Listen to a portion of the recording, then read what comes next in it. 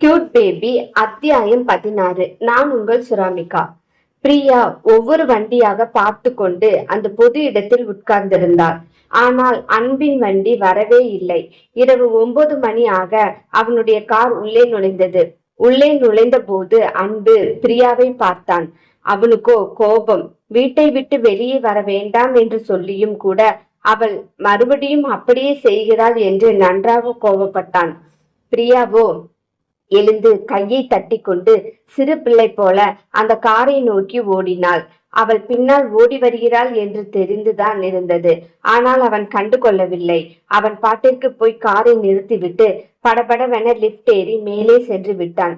Priya lift ஏறுவதற்குள் lift மூடிக்கொண்டது. அவ்வளவு கோபத்துடன் தன் ரூம் கதவை திறந்து உள்ளே வந்தாள். அன்பு சோபாவில் உட்கார்ந்திருக்க அவளும் போய் அருகில் மூச்சை இழுத்து கொண்டு உட்கார்ந்திருந்தாள். ஹலோ, உங்களுக்கெல்லாம் மனசாட்சியே இல்லையா? எப்படி ஓடி வரும்போது லிப்ட் எடுத்துட்டு மேல வந்துட்டீங்க? உங்க காருக்கு பின்னாடி தானே ஓடி வந்தேன். காரை நிறுத்தினா குறைஞ்சு போயிடுவீங்களா? உங்களை கூப்பிட்டுட்டே வந்தேன். உங்க காது கேட்கலையா? இங்க பாரு, நான் பயங்கர கோபத்துல இருக்கேன். நீங்க கோபமா இருந்தா நான் என்ன பண்ணணும்? கோபமா இருந்தா இப்படித்தான் விட்டுட்டு வருவீங்களா? சே, உன்னோட மாமா உன்னை என்னோட தலையில கட்டிட்டு அவன் சந்தோஷமா ஹனிமூன் கொண்டாட போயிட்டான். ஆனா உன்னால டெய்லி அவதிப்படுறேன். உன்னோட வாழ்க்கையும் பாதிக்க வைத்து நீ என்னோட வாழ்க்கையையும் பாதிக்கப்பட வைக்கிற. உன்னை பார்க்கும்போது எனக்கு கோபமா வருது. தயவு செஞ்சு இனிமேல் நீ என் முன்னாடி வந்து நிக்காத. எனக்கு அதுதான் வேணும். நான் உனக்கு படிச்சு சொல்லியும் கூட நீ வெளியே போய் நிக்கிற. என்ன பேசுறீங்க நீங்க? நான் எப்படி இந்த வீட்டுக்குள்ளேயே அடைஞ்சிருக்க முடியும்? ரொம்ப கஷ்டமா இருக்கு. இந்த வீட்டுக்குள்ள தனியா இருக்கவே முடியல. பகல்ல கூட இருந்துடலாம். ஈவினிங் வர வர டைம் ஆகும்போது பயமா இருந்தது. என்னால தனியா இருக்க முடியல. கீழே போய் பார்க்கலாம்னு இருந்ததுக்கு போய் ஏன் கோவிச்சுக்கிறீங்க? சத்தியமா நீங்க யாருன்னு யார்கிட்டயும் சொல்ல மாட்டேன். போதுமா? இங்க பாரு, நான் சொல்றதை கேட்டுட்டு என் கூட இருக்கிறதா இருந்தா மட்டும் இரு. இல்லையா தயவு செஞ்சு பெட்டி படுக்கை எல்லாம் எடுத்துட்டு உங்க வீட்டு பக்கமே போயிடு. அங்க எதையாவது போய் சொல்லிக்கிட்டு இருக்கிறத பாரு. என்னால உன்னை வச்சு மெயின்டைன் பண்ண முடியல. எரிச்சலா வருது. உன்னை பார்க்கும்போது நான் சொல்லக்கூடாதுன்னு நினைக்கிறேன். ஆனா நீ என்ன சொல்ல வைக்கிற. இத பாரு, பெரிய கழுதிக்கு பயமா இருக்குன்னு சொன்னா யாராவது நம்புவாங்களா? இது என்ன கிராமமா? ஆளே பார்க்காம இருக்கிறதுக்கு நீ இந்த டோரை திறந்தன்னா நிறைய பேர் வந்துட்டு போயிட்டு இருப்பாங்க. அப்படி இருக்கும்போது உனக்கு என்ன பயம்? ஹலோ, சும்மா சொல்லாதீங்க. கிராமத்துலதான் ஆட்களை பார்க்க முடியும். இந்த நகரத்துல ஒரு காக்காவை கூட காண முடியாது. எல்லாரும் செல்போனையும் வச்சுக்கிட்டு செல்போனுக்குள்ள பூந்துடுறாங்க. இந்த ரோபோ மாதிரி நடந்து போறாங்க. ஒரு மனுஷன் இன்னொரு மனுஷன் கிட்ட பேச மாட்டேங்கிறான். ஆனா கிராமத்துல அப்படி இல்ல.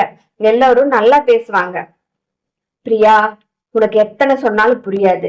அதனால நீ பேசுவதை நான் கேட்கணும்னு எனக்கு அவசியம் இல்லை. இனிமேல் நீ ஹால்ல படுக்க கூடாது. வீட்டுல ஒரு ஆம்பளை தனியா இருக்கான்.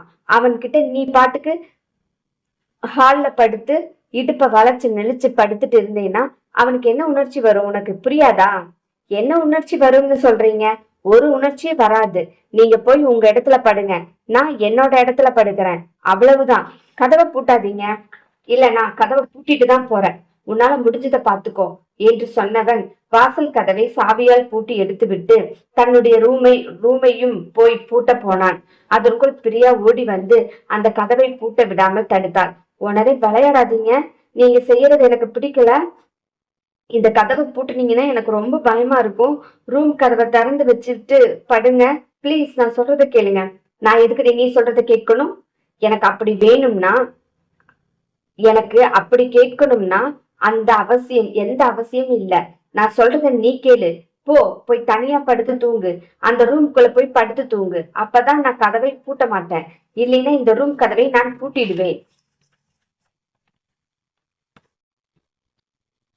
நீங்க என்ன சொன்னாலும் நான் அந்த ரூம்ல போய் படுக்க மாட்டேன்.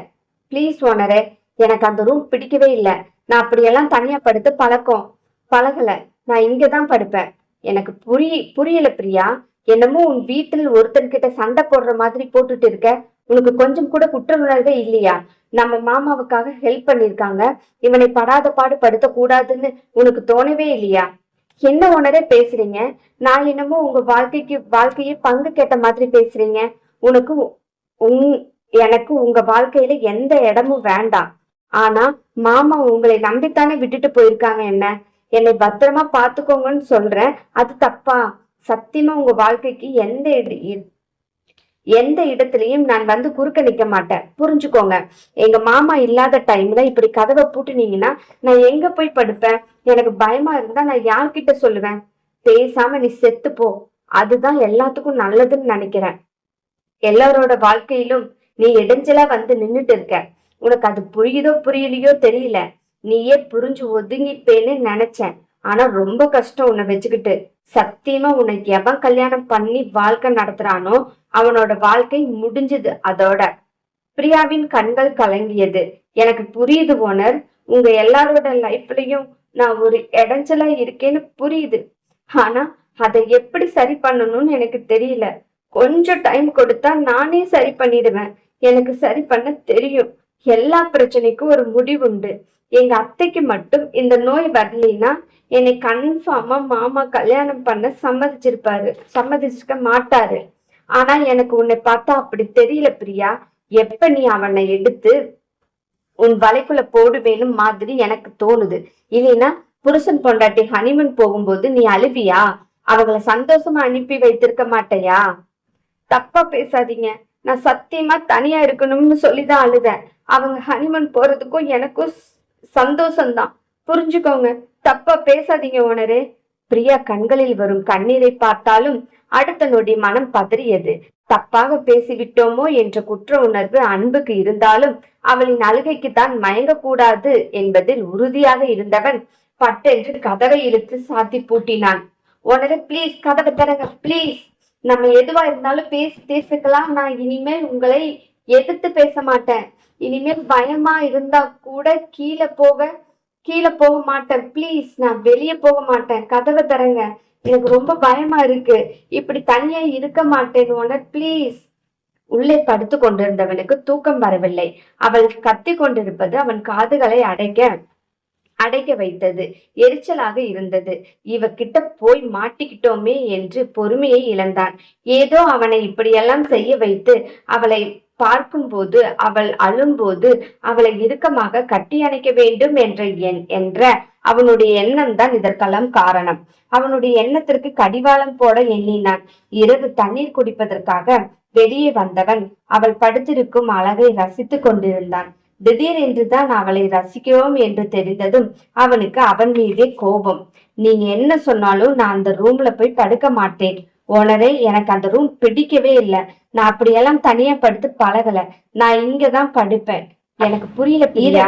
தண்ணீர் குடிப்பதற்காக வெளியே வந்தவன் அவள் படுத்திருக்கும் அழகை ரசித்துக் கொண்டிருந்தான். திடீரென்றுதான் அவளை ரசிக்கிறோம் என்று தெரிந்ததும் அவனுக்கு அவன் மீதே கோபம். கார்த்தி நம்மளை நம்பி அவளை நம்ம கிட்ட ஒப்படைச்சிட்டு போயிருக்கான். தப்பான எந்த எண்ணமும் இருக்கக்கூடாது. அதுக்காகவே அவளை விட்டு ஒதுங்க ஆரம்பித்தான். அவள் கத்தும் சத்தம் அவன் காதை கிழிக்க அவன் பாட்டிற்கு ஹெட்செட்டை எடுத்து தன் காதில் வைத்து சத்தமாக பாட்டை வைத்து கேட்டு கொண்டிருந்தான். ஒரு கட்டத்தில் அவள் தூங்கிய பின்பு அவளை சோபாவில் படுக்க வைக்கலாம் என்று நினைத்தவன் அதற்கு முன் அவன் தூங்கிவிட்டான். ஒரு கட்டத்தில் பாட்டு நின்று விட்டது. அப்படியே தூங்கி கொண்டிருந்தான். அந்த வீட்டிலிருந்து சத்தம் மட்டும் வந்து கொண்டே இருந்தது. ப்ளீஸ் கதவை தரங்க, ப்ளீஸ் கதவை தரங்க, எனக்கு ரொம்ப பயமா இருக்கு என்று சத்தம் ராகம் போல் இழுத்து கொண்டு தொடர்ந்து கொண்டே இருந்தது. காலை 6 மணி அளவில் அன்பு கண்களை திறக்க வந்த முதல் சத்தமே ப்ளீஸ் கதவு தரங்க என்ற சத்தம். பதறி அடித்து கொண்டு எழுந்தான். நைட்டெல்லாம் இப்படித்தான் கத்தி அழுதுட்டு இருந்தாளா என்று யோசித்து கொண்டே அவசரமாக எழுந்து ஓடினான். இன்று மாலை 6 மணிக்கு உங்களுக்கு இந்த கதை அப்லோட் ஆயிரும்.